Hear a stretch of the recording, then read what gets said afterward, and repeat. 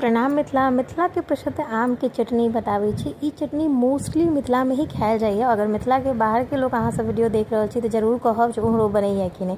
तो चलू चटनी बनाबऽ के लिए सबसे पहले गैस ऑन कर लेबै।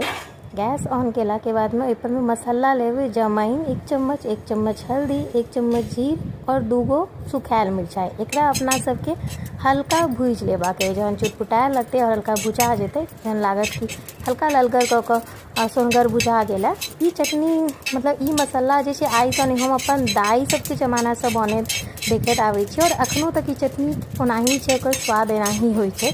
तो सबसे पहले मसाला के जे छै चुटपुटा कऽ खूब सुंदरसँ भूजि लेबै। बेसी जड़ा नहीं तकर ध्यान राखब। तकर बाद एगो बर्तन में एकरा निकालि लेबै। जहन ठंडा भऽ जेतै तऽ एहिमे मसाला छै, जे मसाला में कनी चीनी और कनी जे छै से नून खसा कऽ एकरा जे छै से पीसऽ के छै अपना सबके। तऽ कनी चीनी कनी नून खसा देबै। अच्छा, नून में हम कनी सेंधा नमक और कनी जे छै से काला नमक इस्तेमाल कऽ रहल छी। कोनो एकटा नूनसँ बना सकै छी।